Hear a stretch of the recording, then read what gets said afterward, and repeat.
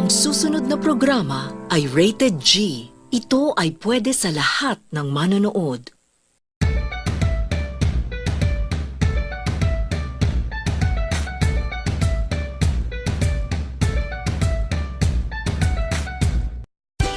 Ayan, good morning mga ka-forks. Nandito tayo ngayon sa town proper ng Urdaneta City. Ayan, mag-isa ako pero nakita ko dito yung mga parol. Ayan. Yung mga parol na gawa sa iba't ibang recycled materials.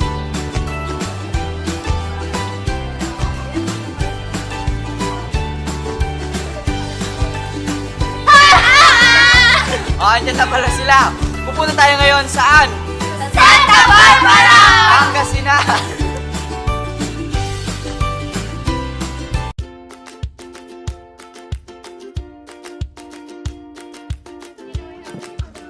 The town of Santa Barbara lies on a plain terrain in the northern part of Agna Valley, at the center of Pangasinan.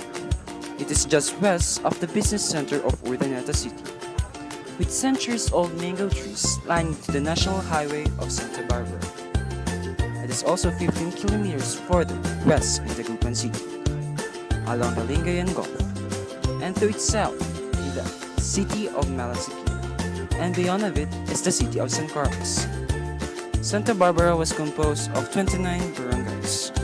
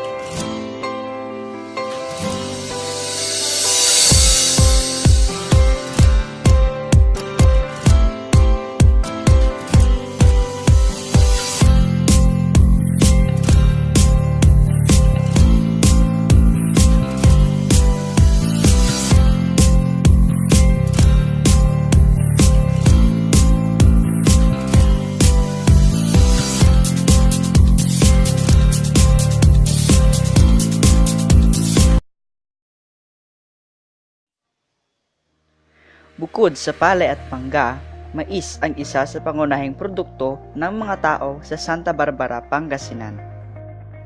Bukod sa ito ay pangunahing sangkap sa paggawa ng binatog, madaming benepisyo makukuha sa halaman na mais.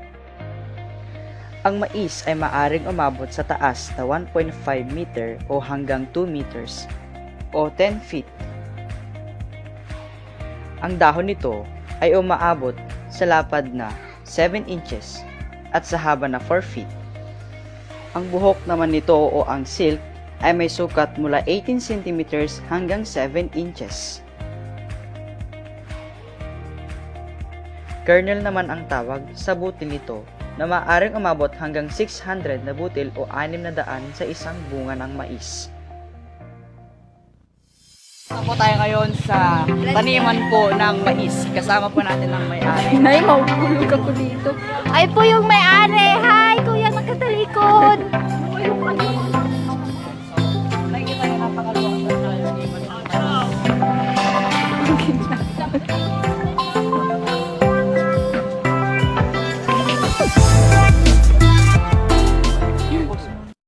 Natin ngayon si Kuya Rodel Osian, ang may-ari ng taniman ng mais dito sa barangay Banawang, Santa Barbara, Pangasinan. So tatanungin natin siya, Kuya, ilang months na po ang tanim ninyong mais? Bali, dalang buwan na sa December 20. So, kailan po kayo mag-harvest, kuya? Sa mga February 20. Mga 4 months na yun. 4 months. So 4 months ang hihintayin para sa harvested. Ayan po. Ano po yung ginagamit ninyong pataba sa inyong pananim na mais? Bali, yung ipan lang, staple po sa urea. So dalawang klase yung ginagamit nilang pataba sa kanilang tanim. So, ilang hektar po to, kuya, or square kilometer? Bali, 7,000 square meter lang yung tinanim. So ilang beses ang tubigan sa isang buwan o isang linggo? Bali sa ngayon, bali isang beses lang akong magpatubig kasi may ulan. So yung klase ng tanim ninyong mais, ito po ba ay white o ang yellow? Yellow. Yellow. So ang yellow po ay ginagamit sa paggawa ng feeds na pagkain po ng manok at baboy. At saka po pagkatapos sila mag-harvest, yung dahon po ng mais ay kinakain po sa kalabaw. Tama po ba, kuya?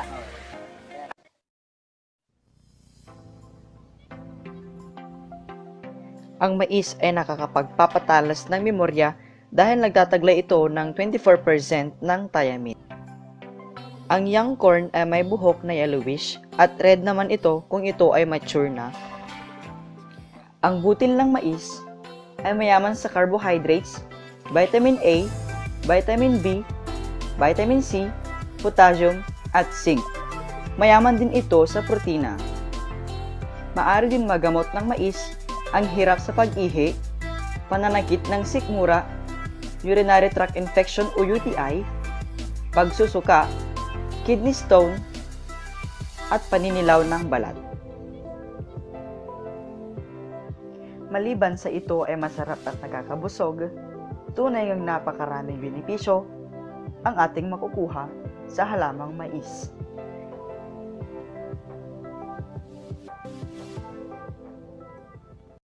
Ang susunod naman nating pag-uusapan ngayon ay tungkol sa malunggay o sa English ay Ang horseradish tree. at ang scientific name nito ay ang moringa. Ayan po. Ang malunggay po ay cultivated po siya sa tropical or subtropical countries. Ayan. So, ang malunggay po ay pwede po siyang itanim through seeds or cutting. Ang malunggay din po o moringa ay kilala bilang king of superfood dahil marami po itong benepisyo sa ating katawan. Ang malunggay po ay umaabot po siya sa 10 to 12 meters above po. Dito po sa Pilipinas, maging po sa Indonesia, ang dahon po nito ay ginagamit po natin bilang pagkain. Yung ng malunggay ay maaring sa buto o ang cutting. So, ang cutting naman, kailangan natin na at least 1 meter yung height ng malunggay and then 4 cm yung diameter niya. Ang malunggay ay tinatawag na drumstick. At marami po itong benepisyo sa ating katawan tulad na lamang ng vitamin A, vitamin B6 at syempre po ang calcium. Ang calcium po ay mas mabisa po siya ng 4 times kesa sa gatas ng kalabaw. At meron din po itong iron na pampabisa sa dugo. Ang malunggay ay kilala rin bilang miracle tree dahil napakarami nitong benepisyo sa ating kalusugan. Ang pinakahanga-hangang mga bagay tungkol sa moringa, ang lahat ng bahagi ng halaman ng kabilang ang kanyang roots, dahon, bulaklak, buto, dagta at pods ay isang kamalig ng mga nutrients at antioxidant. Sa gayon, ang halaman nagtataglay ng di mabilang na benepisyo sa kalusugan at may kapasidad na paggamot ng ilang mga sakit. Para sa kadahilanang ito ay tinutukoy bilang ang himalang puno. Ang malunggay ay mayaman rin sa vitamin A. Ito ay nagbibigay na 4 na beses ang lakas kumpara sa kayang ibigay ng carrots. Mayaman din sa potassium. Kayang magbigay ng malunggay ng 3 beses na potassium na nakukuha sa saging. Habang nag-iikot ang aming team, ay napansin namin ng isang malaking species o uri ng paro-paro at ito ay tinatawag na ang Attacus smooth o ang Atlas smooth na karaniwang naninirahan sa tropical countries. Ang Atlas smooth ay kilala bilang isa sa malaking uri ng moth o paro-paro dahil sa surface area ng kanyang pakpak na aabot ang wingspan nila sa 25 cm hanggang 9.8 inches. Ang pupa nito ay maaaring umabot sa sukat na 4.5 inches at sila ay naninirahan sa Mount Kinabalu sa Sabah, Malaysia. Ang mga babaeng Atlas smooth ay mas mabibigat kumpara sa mga lalaki dahil sila ay mas mataba.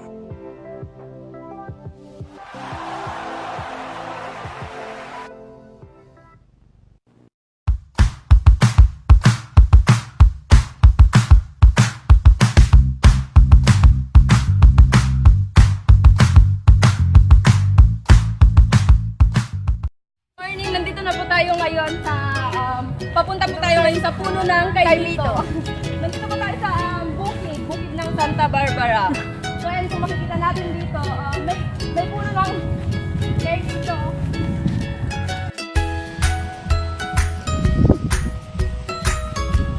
Yan, ang scientific ng kaimito ay Chrysophyllum kainito na kung saan may dalawa siyang uri. Ang purple star apple at ang green star apple. Alam niyo ba na ang kaimito ay madaming health benefits na nakukuha? Ano nga ba yun, Lori? Ang health benefits na makukuha sa kaimito ay digestive health, rich in vitamin C, control diabetes, and lose weight. So ayan, ang kaimito ay nagtatagal ng 10 taon bago mamunga. 10 taon hanggang 15 taon bago siya mamunga sa buwan ng Pebrero hanggang sa Marso.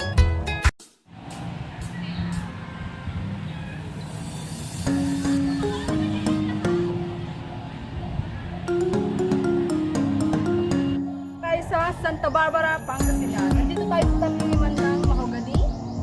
Ayan.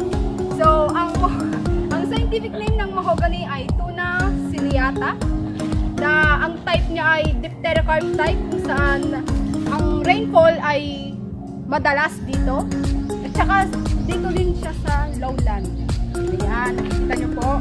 At ang kulay naman ng mahogany ay reddish brown. Ito po yun. Ayan. Alam niyo ba na ang Philippine mahogany ay iba sa totoong mahogany? Ang totoong mahogany ay galing sa Amerika. Na sabi nila, pinunta nila dito sa Pilipinas at dahil dito, dito nabuo yung Philippine mahogany. Dahil din sa soil ay isang factor kung bakit nagkaiba ang kanilang product. Yun. At isa pang information is mas mahal talaga ang totoong mahogany kaysa dito sa Philippine mahogany. Although, mahal din talaga ang mahogany dito sa Pilipinas. Kung ikukumpara mo pero dun sa ibang bansa, syempre mas mahal doon kasi mas durable yung kanilang mahogany doon. So, madaming products ang ma-produce ng mahogany, kagaya na lang nito. Pwede siyang panggato sa kalan. Panggato, di ba?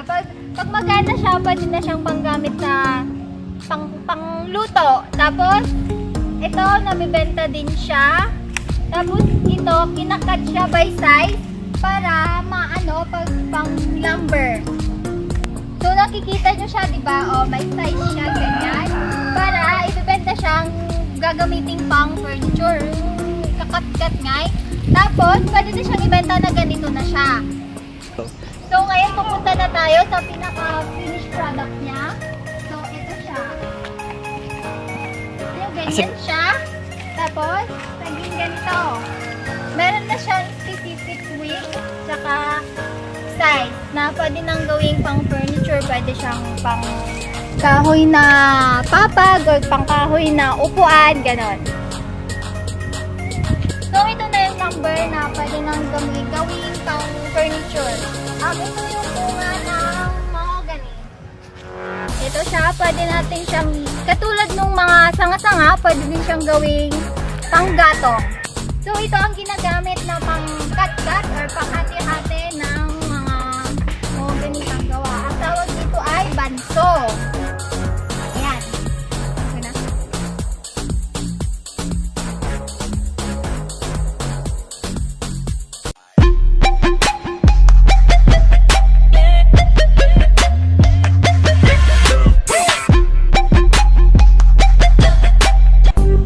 Gusto nyo ba ng natural na fat burner o pampatanggal ng taba sa katawan?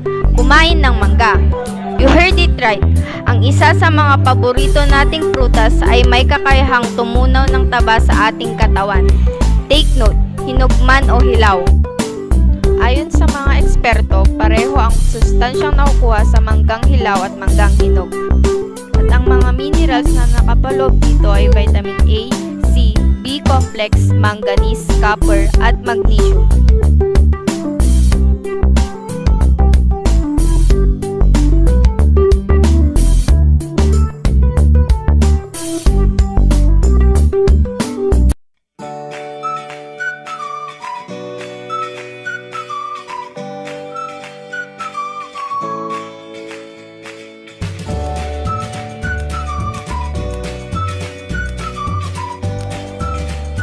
Tayo ngayon sa lugar kung saan maraming puno ng mangga. At ang scientific nito ay Mangifera indica.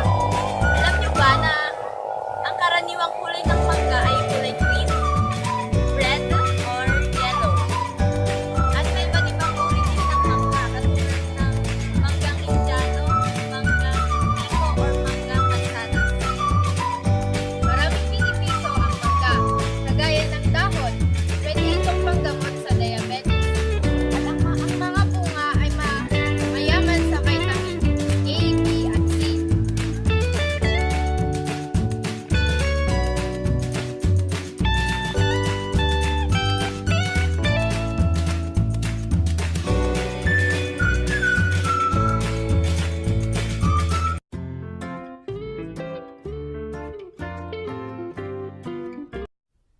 Ba ba ba ba banana, ba ba ba ba banana, oh ba ba ba ba banana,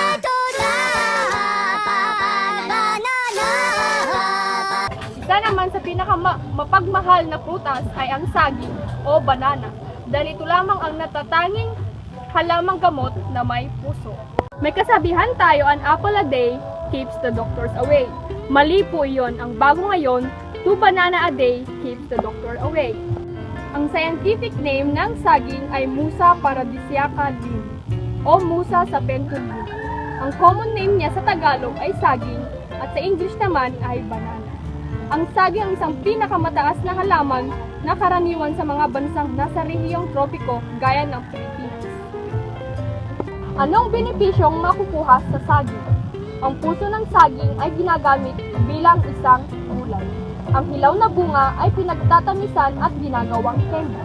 Ang saging ay sagana sa bitamina A, B, at C, iron at potassium. Ang bulaklak ng saging ay maaaring gamitin ang katas ng bulaklak o puso ng saging sa paggamot. Ang pagkain mismo ng puso ng saging ay mabisa rin sa pagkain. Yan ang puso ng saging. Ang bunga ng saging ay karaniwan namang kinakain na. Hali kayo, samahan niyo ako!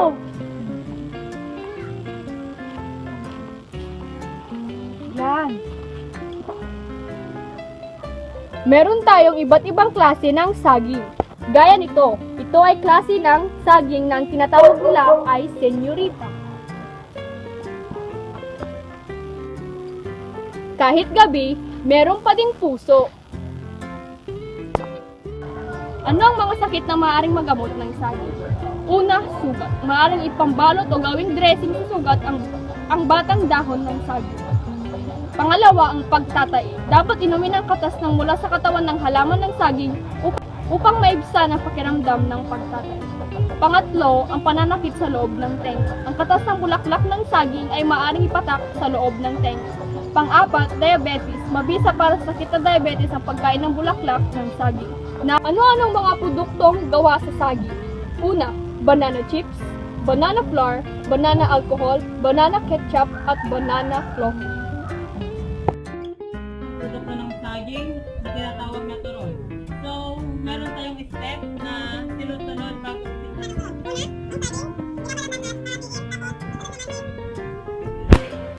may aso, ilalagay sa... Go!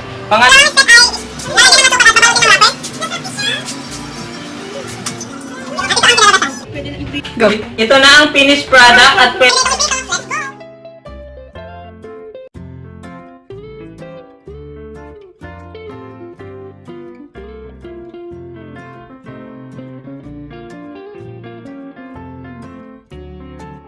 Masasabi ko ang saging ay isa sa pinakamahalagang prutas sa ating mundo dahil ito ay nagbibigay ng vitamin sa ating buhay, gaya ng vitamin A, vitamin B, vitamin C, iron at potassium.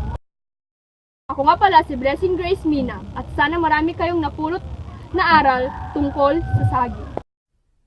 Ba ba ba ba banana, ba ba ba ba banana, oh ba ba ba ba banana.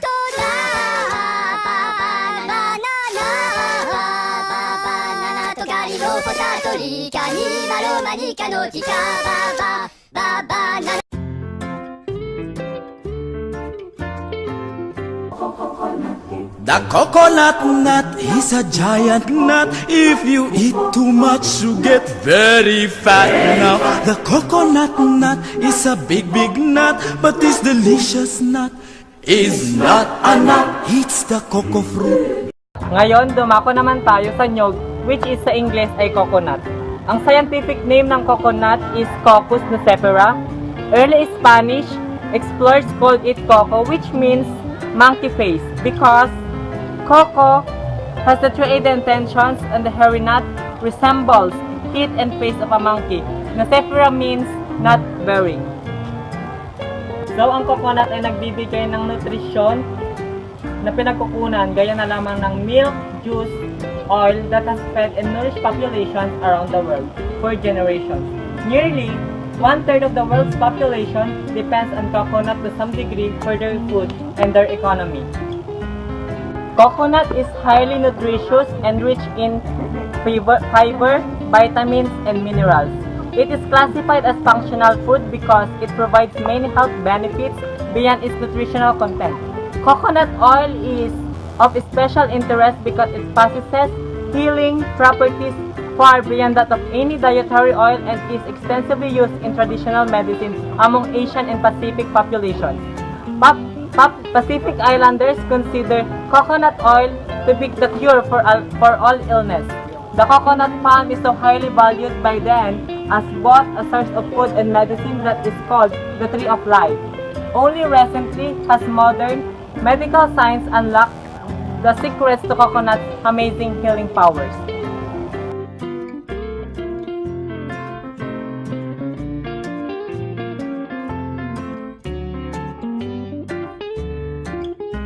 Of coconut. The coconut tree on Cocos nucifera is called the tree of life because of the endless list of products and byproducts derived from its various parts, food, shelter, fuel, name it, then the coconut has it.